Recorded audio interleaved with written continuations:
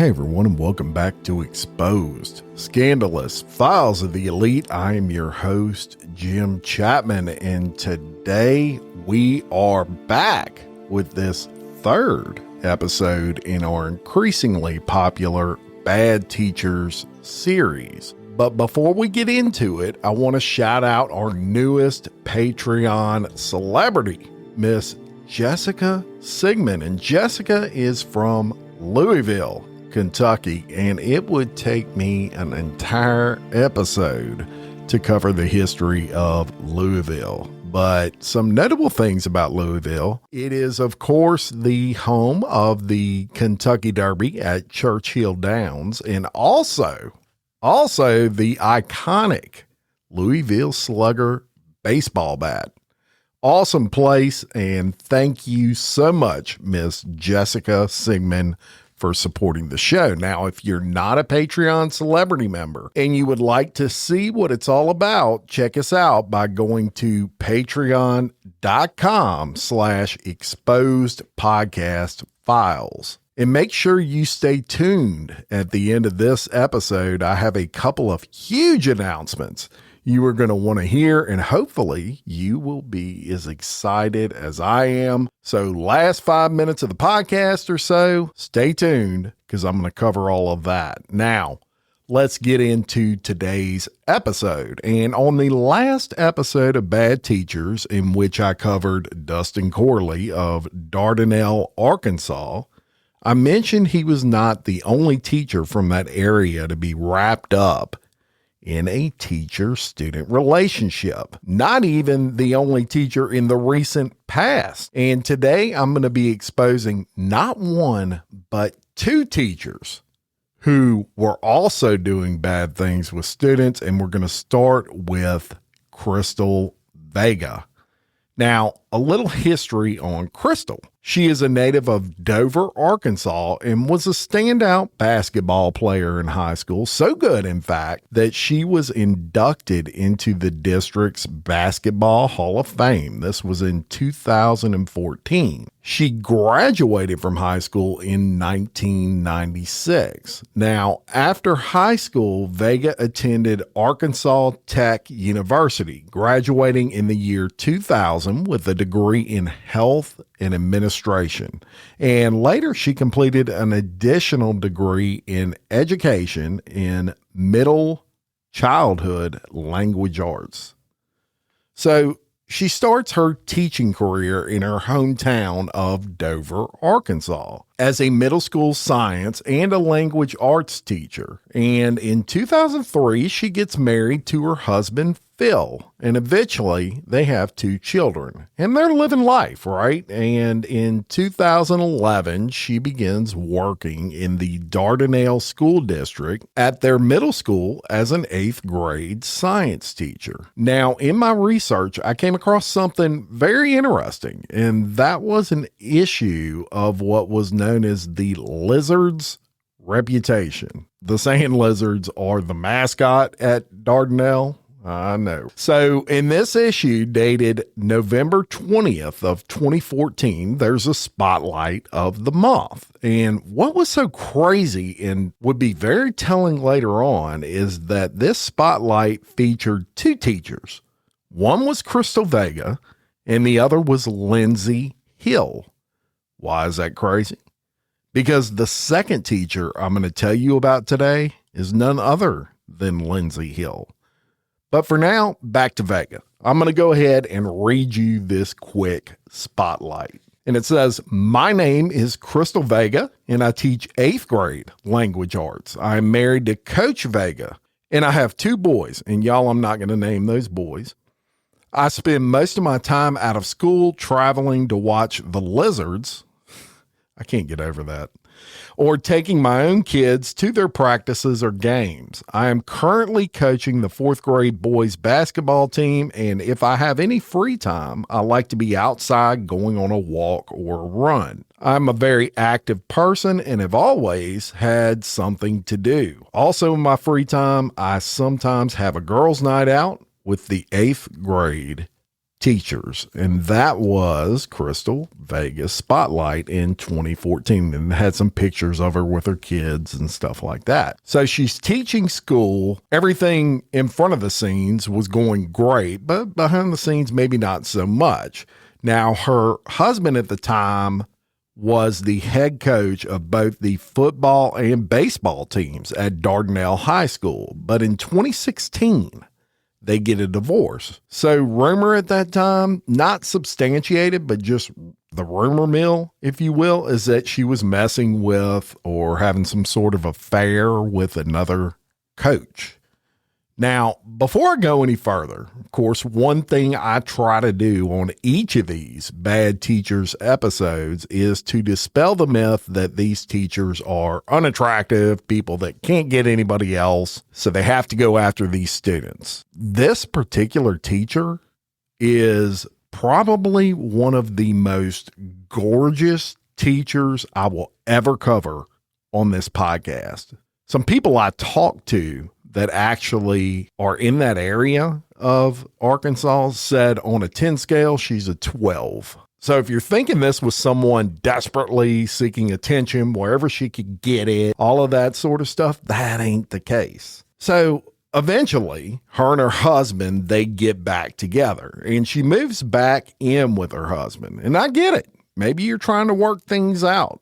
Do what you feel is best for your kids, whatever. What is for sure is that on September 16th of 2018, when all this went down, she was living back with her ex-husband, and they were functioning as a family unit. So on September 16th of 2018, a 16-year-old student speaks with police, and he tells them he had a sexual relationship with Chrystal Vega. He told police that they were texting back and forth for a while, and they had kind of this texting relationship, if you will, and that Vega texted him one day and asked him to meet her at a park in Russellville, Arkansas. So on that day, September 16th of 2018, Chrystal Vega did indeed meet that student at the park, arriving in her black Camaro. That student, he gets out of his car and he goes into hers, and according to him, he gets into that Camaro where Vega starts performing oral sex on him. And he stated at that point they had sex in the car. Now, I already told you how attractive Vega is, right? And the police, when they're being told this from this 16-year-old student, they're probably not that much different than most people in the way that they would think when a 16-year-old guy is telling them this. Probably thinking, no fucking way this 16-year-old kid is having sex with this beautiful teacher. So the police, they come up with a plan, and they tell the student to prove it. They tell him to text Chrystal Vega and tell her something like, what if someone finds out that we had sex? Now, I don't know that's exactly what that text said, but it's something that he had to text her where when she responded back, it would let the police know that something definitely went down with them too. So he sends that text, the student, and Chrystal Vega replies back with this, and this part is verbatim, quote, I would never get to see my kids again, unquote. Well, Chrystal Vega, you probably should have thought of that first. Incidentally, this student, y'all, was the quarterback for the high school football team at Dardanelle. The same team where her ex-husband, which she was still living with, is the head coach. Holy smokes. So police, they see that this text is returned, and it's, in their eyes, confirmation that something's going on, right? The next thing the police do is they attempt to gather some solid evidence, and they head to that park, and they speak with the rangers, and they get some surveillance video. And that surveillance video shows Vega's black Camaro pulling into and leaving the park at the same time that the student stated that he and her had met in that park. So there's no denying that. She can't say that she wasn't there. Now, Seeing this information, they definitely want to talk to Chrystal, which they do, and they bring her in for questioning. And I have a clip of that. Now, I edited out where he left the room a few times, and there were a few times where she was just crying for a while, and I edited that out, and I just kind of left the key points in. So here's what that questioning clip sounded like. I guess tell me just generally what's the nature of y'all's relationship? When he would just text, and I would text him, and he had told some people we had done some stuff.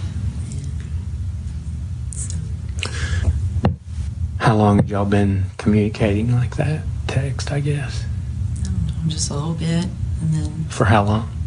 Like how many months or a year? Or how long y'all been texting? I mean, if he did ever text before, it was just like, hey, or something, and then, but nothing, and then he would text a lot, like starting in the last month or so. Yeah. What changed, do you know? What you say in the last month he started texting a lot more? Just text about everything and just see what's going on and hi and hey and talk. I mean, he did start making some comments that I would say, like, you know, we don't need to make comments like that. And tell me about that. What do you mean? just like saying if I looked good or something. So, what are you thinking? I don't know. Don't know what to think. Yeah. I tried to call my mom on the way here, Okay. but I couldn't talk to her. You just like, hey, do you want some water or something? Okay. You just couldn't physically talk to her? Okay. I was told not to come back to work. Okay. So, now, one thing I want to make sure now. I don't know what to do. Okay. I know everybody's going to know anyways. Now my kids, Phil. I mean, do I even get to go to the ball game Thursday night and watch them? Am I done getting to ever see anything they do? I mean, I don't know what happens. Okay. I don't know what, and that's stupid. I should have thought about what would happen. All those things going through your mind. Talking, I just kept saying, you gotta really stop, you gotta really stop. And, Yeah. and then it was like that long, and that happened. Yeah. Not even that, I mean, oh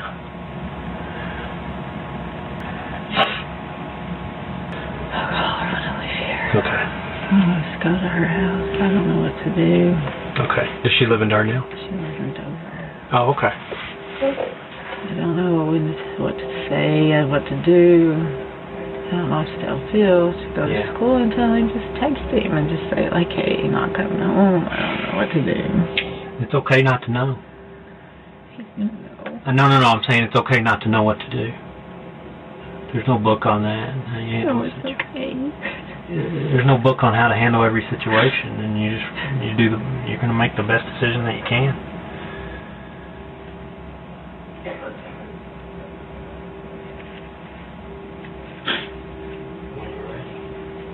I'm not ready. I don't know what to do. Okay. My role pretty much stops once I get all the information and hand it off. I'm sorry that he's even had to have this conversation with me. Well, I'm sorry that I am too, but you don't owe me any apology. No idea how mad I am. Sad. Yeah. I think. Go ahead. I'm sorry. Oh my God, you don't know. No. I've been praying like non-freaking stop. Yeah.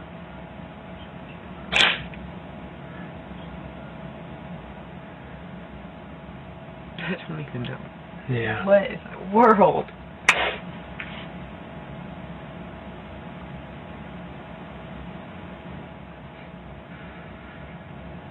People have come back from worse things. I want you to know that. I want you to know that. And lesser people than what I think you are.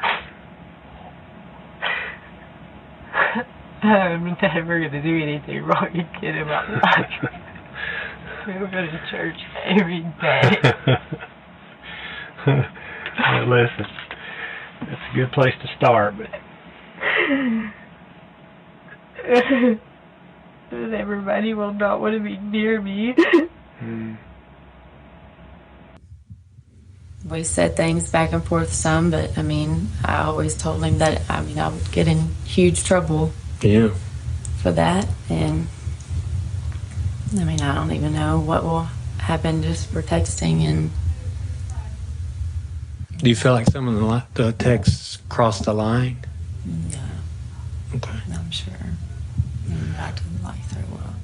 Well, I don't want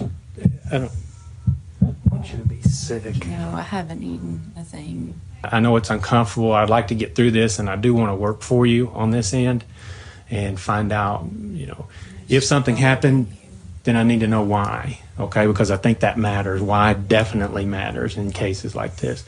So, Why did I talk to him? I don't know. You're just talking to me, and I talked to him back. I mean, okay.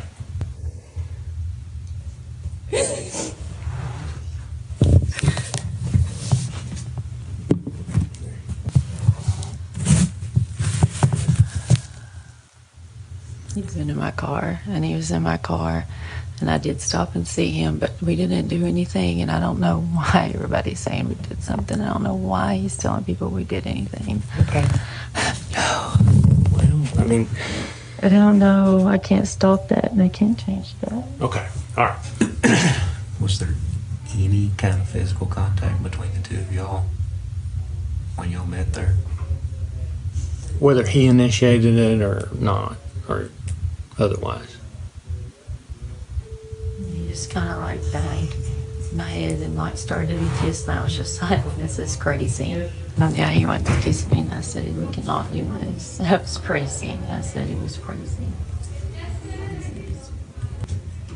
I mean, you told me it's easy to, you got caught up in the texting back and forth, and I can understand that. It doesn't seem like a teenager on the other end of a phone, because you don't get to see them. Now, the video of that, I will go ahead and post on the Patreon page for the subscribers. You can tell a lot from the video as well, but let's break down that questioning. First off, the detective here did an amazing job. You may be thinking, why is he being so nice to her? He needs to tell her about herself, read her the riot act, whatever. Well, in this situation, that is the last thing you would want to do. At this point, he has Vega in that room by herself. She is not lawyered up, and he wants to get her at ease, right? Make her not feel threatened, because the second she feels threatened, she's going to lawyer up, and that interview stops. She quits saying anything. So he's got to play a role. And the first thing he asked, and the first red flag for me, was he asked how long they had been texting. And she meanders all around the question, saying, a text every now and then, just saying hello. And then she says, in the past month, it was more frequent. Well, I call total bullshit on that. It was way longer than that.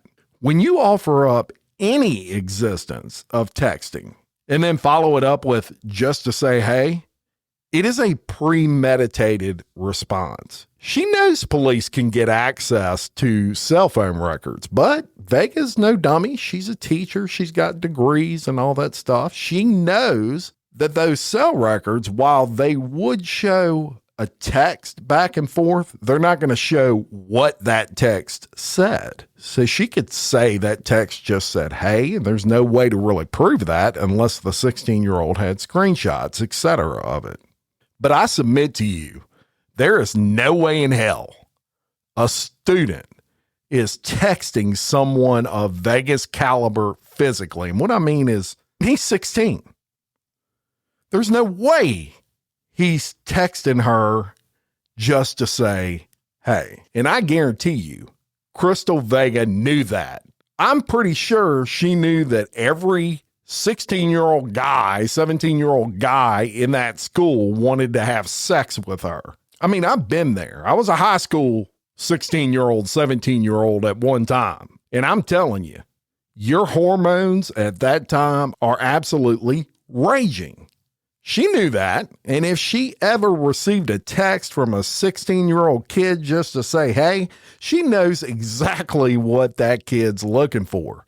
You're his teacher. Why else would he be texting you? He wants to be friends? Come on.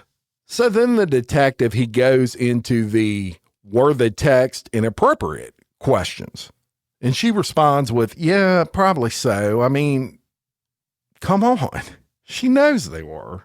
And throughout this whole thing, he's playing the nice guy, and all she can say is how everybody's going to look at her differently and all that stuff. And he said, you're going to get through this, and it's not the end of the world. And y'all, that's just an act.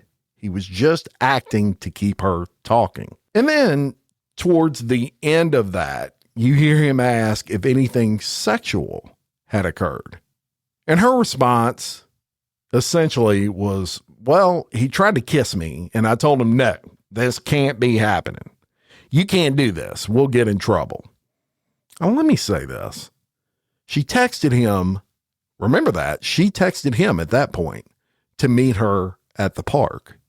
She wasn't doing that to go over his final exam, y'all. She was doing that for sex. Everybody, including the detective, knew that. You don't meet a student in the park just to talk. Why would you take that kind of risk if you're innocent? If it were an innocent thing, why not meet him at the library or at a coffee shop? Which even that to me would be inappropriate, but certainly not a park. There ain't but one thing you're going to be doing in a park with no one else around with a 16-year-old student if you're Chrystal Vega. So the police, they're still gathering evidence. She leaves, and they call the student, and they ask if the student still had his underwear, which he did. And they go get it, and they run a DNA test. And guess what? Chrystal Vega's DNA is all over that underwear. And I would imagine it was saliva DNA from that blowjob they recovered, but it doesn't stipulate in the document. On October 15th of 2000, she's arrested and she's booked into the Polk County Jail on first-degree sexual assault, and her bond gets set at $7,500. And she was released pending her court date just hours later. And then, just a couple of days after that, as expected, she gets fired from teaching. Now, this is a serious charge in Arkansas, a Class A felony. Carries a sentence from 6 to 30 years in prison, as well as a fine of up to $15,000. So with all this evidence, Chrystal gets an attorney. And her attorney is a guy by the name of Michael Robbins, who someone I know from the area told me he was a, and I quote, super asshole who thinks he is the shit because he was part of a major murder case a while back. Now, I don't know the guy, so I don't have any direct knowledge of whether he's a super asshole or not, but there you have it. What I do know is that in the cases I am bringing you today, as well as the one I brought you last week, he was the attorney, I believe, for all three of those cases, at least two of the three. Now, as bad as he may be in some areas, like being a super asshole, he must be a pretty good attorney, because what I'm about to tell you will no doubt shock you. Chrystal Vega, she was facing some time, 6 to 30 years. And I'm sure her attorney advised her to cop a plea, which she did. And he managed to work out what I would call an unbelievable deal. On February 26th of 2019, Vega pleads no contest to first-degree sexual assault and was sentenced to 72 months of probation, a $2,500 fine, $150 court cost, and a $250 fee for the DNA test of that pair of underwear. Oh, and she had to register as a sex offender. No jail time at all. Unfucking believable to me. I tell you all the time, this is the freaking problem with these teacher-student relationships. These are why they're so prevalent. Weak ass sentences like this. Unreal. So let's move on to our second case today. And that involves none other than Chrystal Vega's former best friend and fellow teacher, Meredith Lyndsey Hill, who went by Lindsay. And yes, you heard me right. Her and Vega were besties when they were both teachers. So a little history on Miss Hill. And if you will remember, I referenced that Spotlight article a few minutes ago where both Vega and Hill were featured in 2014. And so I'll go ahead and I'll read you Miss Hill's paragraph. It gives really good insight into her life prior to this incident. And it reads, 7th grade teacher and softball coach Lyndsey Hill is the Teacher of the Month for December. This is her 3rd year teaching in the middle school. Coach Hill teaches 7th grade science. She has previously taught 8th grade science at Dardanelle for the past 2 years. Lyndsey Hill is originally from Jonesboro, Arkansas, where she graduated from Nettleton High School with honors. For college, she attended BPCC in Shreveport, Louisiana, to play softball for the Cavaliers. For 2 seasons, she finished out her college softball career at Arkansas Tech, where she graduated in 2011 in health and physical science. Lindsay is married to Garrett Hill, who is a teacher and a coach at Pottsville. They had their first child, and I'm not going to read the name, in August of that year, 2014. In her spare time, Coach Hill loves to play golf, shop, and hang out with her family. She also loves to coach summer softball teams, the Arkansas Extreme. Coach Hill's favorite part about Dardanelle's school district is her coworkers at the middle school. We are a tight-knit family. We hang out outside of school and everything. Working with my friends makes my job more enjoyable. One thing Coach Hill would like to say to her students, you are smarter than you give yourself credit for. Never sell yourself short. Start thinking now about what you really love to do and find a job that deals with that and go after it. You can do it no matter who tells you. Sounds like a pretty great person. So as it said in her spotlight, she was a standout athlete in her day. And it's not surprising that although she taught 7th grade science, she was also a coach for the high school, and a good one. So good, in fact, that the high school she coached at, they won the 4A softball state championship in 2019 for the entire state of Arkansas. And she was voted Coach of the Year for the entire state. And to describe her, very athletic looking, very in shape, extremely pretty, blonde hair, beautiful smile, stunning. And she seemed to excel in everything she absolutely did. That was until January 13th of 2023, when a call was placed to a child abuse hotline. Now, the caller alleged that Lindsay was having a sexual relationship with a student. So police, they get this information and they do what police do.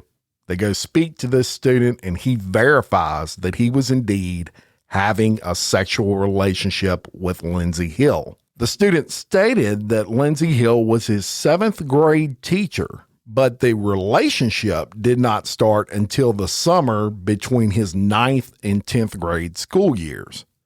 So police, they start investigating and they speak with his friends, and his friends are able to produce screenshots the student sent them of conversations he was having via text with Lyndsey Hill.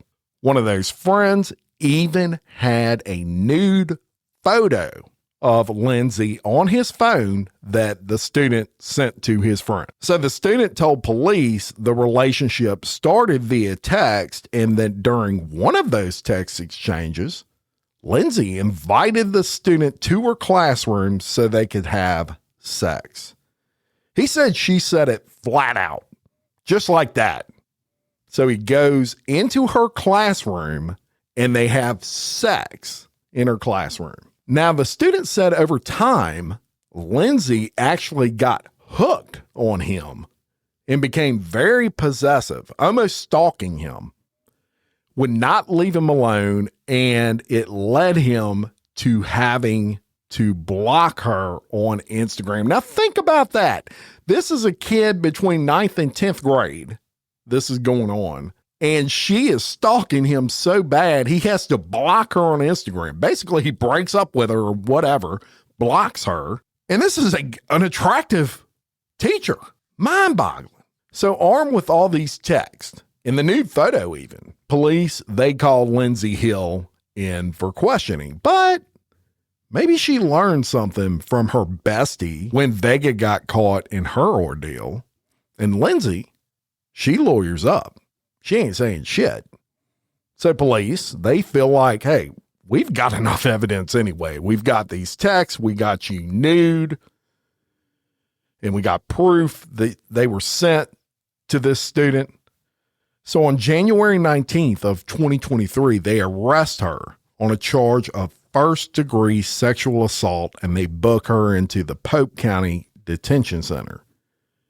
And she bonds out on $2,500 bond, and she's required to wear an ankle bracelet, and she's not allowed to go anywhere with anyone under the age of 18 or be around them, except for her kids, obviously. Then, on April 24th of 2023, a new charge of sex assault was added. So at this point, you have one count of first-degree sexual assault that, according to court records, occurred between the dates of June 21st, 2021 and September 1st of 2021. And that was with that initial student. Then police have another student come forward during the investigation with sexual assault allegations, which brings about that second charge, which, according to court documents, took place between September 1st of 2022 and November 30th of 2022, a year and a half after her first name relationship with a student. Then on May 23rd, 2023, a third student comes forward with evidence of sexual assault that started occurring in October of 2022. So this chick, this teacher, was screwing two separate students at the same time. You heard me right. Now, police, during their investigation, they even managed to get a cell phone video of Lindsay dancing provocatively with one of the students at her house. Now, she was married when this very first charge hit her. And from what I'm told, her husband was good people, as shocked as anyone about all of this. And he, of course, divorces her. Now, in my research, I came across a rumor mill. And it's important to note, I have no direct knowledge of this, but some say her sudden departure from Dardanelle High School, where she also taught, to the Pottsville School was due to an investigation into a relationship with a student where nothing could be substantiated, but due to the investigation, she switched schools. Don't have any proof of that, but that's the rumor mill. So eventually she does what they all do when they're caught. She takes a plea, and on September 25th of 2023, this occurs, but she didn't get off as easy as her bestie did, which maybe surprised her. But considering all she had done countless times with at least 3 different students, I think it was still a super light sentence. The state drops one charge of sexual assault, which left her with 2, probably the 2 they felt they had the strongest case with. And she receives a 20-year sentence with 10 years suspended. So all told, 10 years in jail. She'll probably serve 8 years of that if she keeps her nose clean. And considering she was only 35 when she got sentenced, she'll likely be released when she's around 43 years old. And for 3 charges of sexual assault against 3 different kids, y'all, that's light as fuck, in my opinion. Now, the absolute most insane thing to me about all of this, you got 3 teachers, all from the same general area. All of them knew each other. 2018, Vega gets arrested for screwing a student, and she ends up with probation. That occurred in 2019. 2022, Dustin Corley gets arrested. He's sentenced to 30 years, 10 of those suspended in August of 2023. And then after both Vega and Corley have been arrested and caught for this shit, what does Lyndsey Hill do? She gets arrested in January of 2023. And in September of 2023, she gets 20 years with 10 suspended.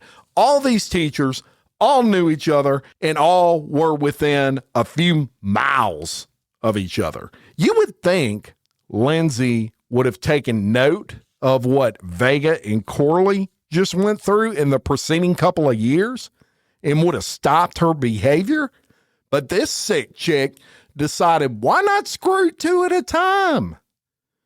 And that was the same fucking year Corley was arrested. I told you this was crazy. Shocking. So there you have it. State of Arkansas got a problem, but they're not the only ones. And this is why I do this series. This is why it's so important for all of you to share this podcast. Nothing's going to change with this student-teacher bullshit until enough people are outraged by it. And they can't get outraged by it if we don't share it. Share the podcast. Let's get as many people on this as we can. Knowledge is power. Now, I mentioned some announcements at the beginning, and we got some big things that have occurred within just the past few days for Exposed Scandalous Files of the Elite. First, I'm beyond excited to announce my production company, Envision Podcast Production, has partnered with Rachel Spiller's Research to provide the most accurate research possible here at Exposed Scandalous Files of the Elite. Rachel Spiller's trained under the true crime research legends, in my opinion, Haley Gray and Andrea Marshbank.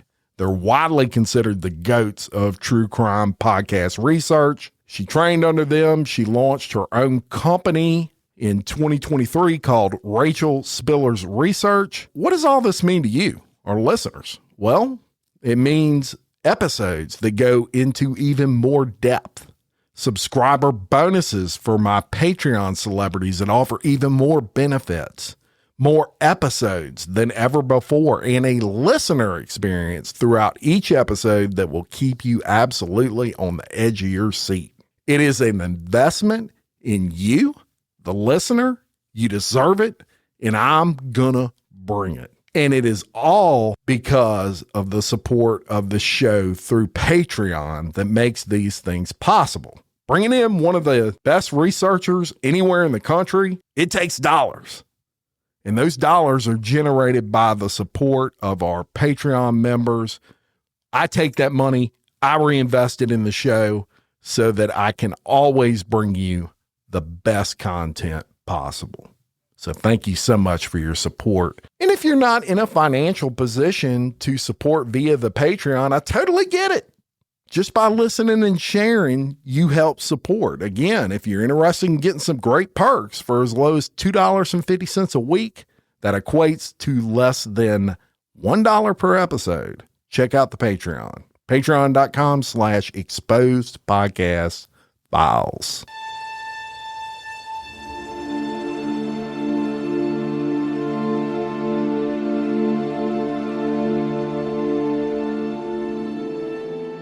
Second, in 2025, we are going to be off the chain.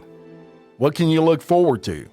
How about an investigative series coming to you sometime in February where I take you with me as I investigate in real time a slew of cases involving bad teachers in one particular area that I'm not going to say yet, but that is complete with interviews of people that are actually involved. That's coming to you with a special Bad Teachers Investigates series.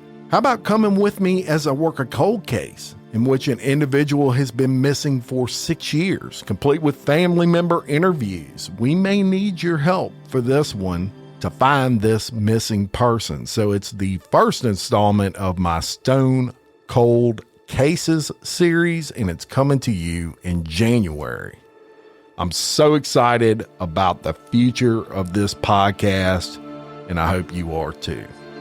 Thank you so much for listening, supporting, sharing, and rating us. And until next time, for Exposed Scandalous Files of the Elite, I'm your host, Jim Chapman. Much love.